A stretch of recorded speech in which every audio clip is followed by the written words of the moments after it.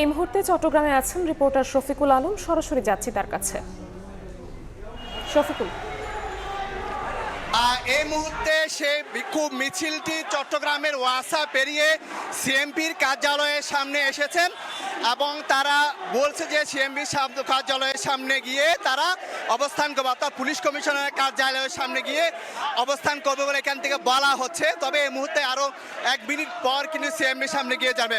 আপনাকে জানিয়ে রাখি, গতকাল যে নূর উপর হামলা হয়েছে তারই প্রেক্ষাপটে কিন্তু আজকে সকাল থেকে নগরীর যে 2 নম্বর গেট রয়েছে সেখানে বিক্ষোভ মিছিল করেছে জাতীয় এনসিপি, তারপর গণ অধিকার পরিষদ, ইসলামী আন্দোলন, আপ বাংলাদেশের নানা সংগঠনের পক্ষ থেকে বিক্ষোভ মিছিল বের করা হয়েছে।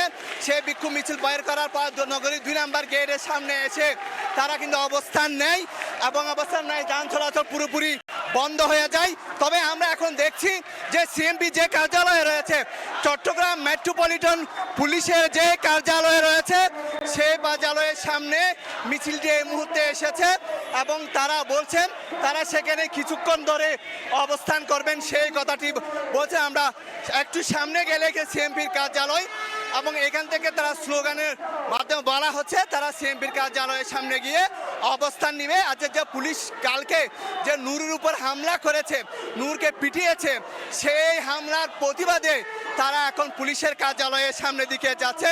চট্টগ্রাম মেট্রোপলিটন পুলিশের কার্যালয় ঠিক এখান থেকে সামনের দিকে দেখা যাচ্ছে, তারা ঠিক সেখানে গিয়েই অবস্থান নিবে বলে আমাদেরকে বলা হচ্ছে।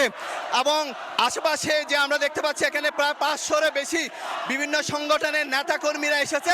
তারা বলছে গতকালকে যে ন্যাক্কারজনক হামলা হয়েছে সেটিকে তারা কোনোভাবে মেনে নিচ্ছে না এবং তারা বলছেন যে এই যে জাতীয় পার্টিকে তা নিষিদ্ধ করতে হবে, ফেসিবাদ বিরোধী যে সংগঠনগুলো রয়েছে সেগুলো নিষিদ্ধ করা হবে।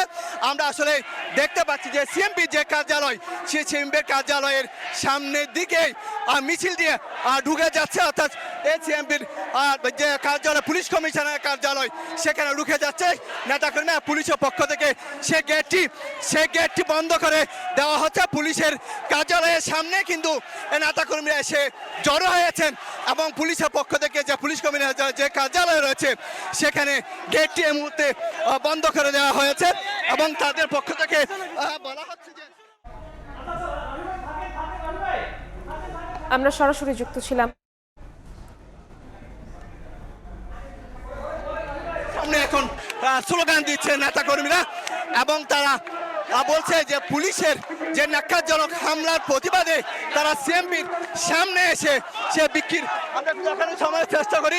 পুলিশ কমিশনারের কার্যালয় চট্টগ্রামে ঠিক সেখানে এসে তারা বিক্ষোভ মিছিলটি তারা করছে এবং সে বিক্ষোভ মিছিল থেকে কিন্তু তারা দাবি জানাচ্ছেন যে গতকাল যে হামলা হয়েছে সেটির তারা দাবি জানিয়েছে এবং স্লোগান দিচ্ছে নগরীর এই যে পুলিশ কমিশনার কার্যালয় আছে সেখানে এসে আমরা দেখতে পাচ্ছি শিক্ষার্থীরা, অর্থাৎ সাধারণ শিক্ষার্থীরা পুলিশ কমিশনার কার্যালয়ের সামনে এসে কিন্তু তারা জড়ো হয়েছেন এবং তারা হয়তো এখানে বক্তব্য দিবেন। এটি হচ্ছে চট্টগ্রামের যে দামপাড়া ওয়াসা পুলিশ কমিশনার কার্যালয়, পুলিশ কমিশনার কার্যালয়ের সামনে গেটে এসে তারা অবস্থান নিয়েছেন।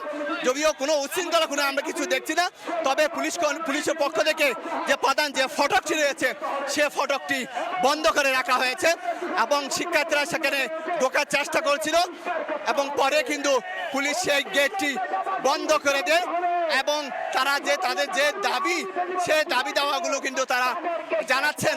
এই মুহূর্তে আমরা দেখছি নগরীর যে ওয়াসা দামপাড়ার সামনে গিয়ে কিন্তু তারা সেই বসে গেছে, অর্থাৎ গেটের সামনে তারা বসে বিক্ষোভ করছেন। আমরা জানি সকাল থেকে যে আন্দোলনটি নগরীর 2 নম্বর গেটের দিকে হচ্ছিল সেই আন্দোলনটি এখন রূপ নিয়েছে সিএমপির কার্যালয়ের সামনে এসে। তো সবকিছু মিলে যেটি বলা যায় যে অবস্থান কর্মসূচি এখন তারা সিএমপির কার্যালয়ের সামনে তারা অবস্থান কর্মসূচি করছে। তো এই ছিল আমার কাছে সর্বশেষ তথ্য।